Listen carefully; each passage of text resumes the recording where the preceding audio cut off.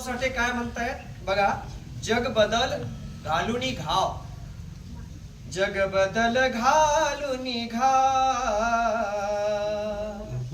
सांगून गेले मला भीमराव. जग बदल घालूनी घाव, सांगून गेले मला भीमराव. गुलामगिरीच्या या चिखलात ऋतून बसला का ऐरावत. ऐरावत म्हणजे हत्तीचं नाव आहे, इंद्राचं वाहन. 14 रत्नामधून सापडलेले एक रत्न म्हणजे ऐरावत, ते इंद्राचं वाहन आहे. तर हा ऐरावत गुलामगिरीच्या चिखलात का ऋतून बसला असं बाबासाहेबांनी मला सांगितलं. अंग झाडूनी निघ बाहेरी, घे बिनीवरती धाव, सांगून गेले मला भीमराव. जग बदल घालून घाव, सांगून गेले मला भीमराव. धनवंतानी अखंड पिळले, धर्मांधानी तसेच छळले.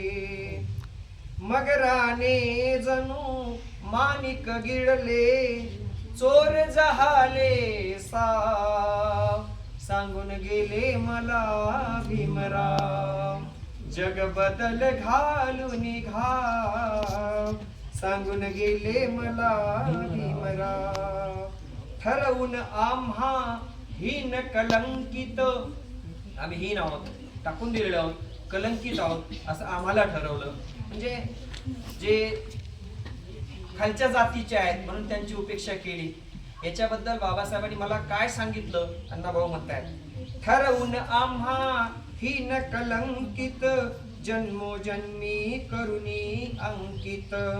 जिने लादुनी वर अवमानित, निर्मून गेले हा भेदभाव, सांगून गेले मला भीमराव.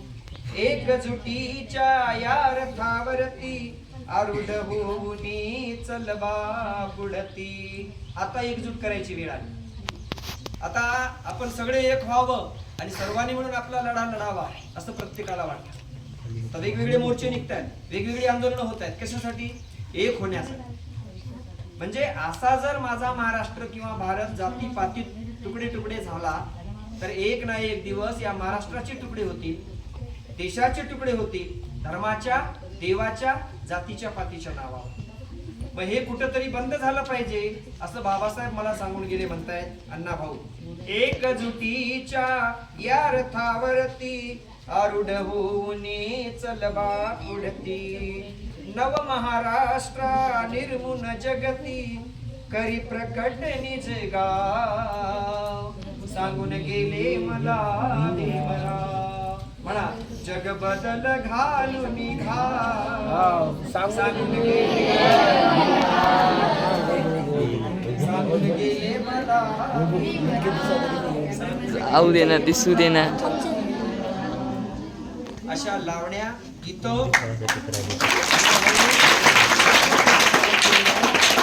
पोवाडे सुद्धा अण्णाभाऊ साठे यांचे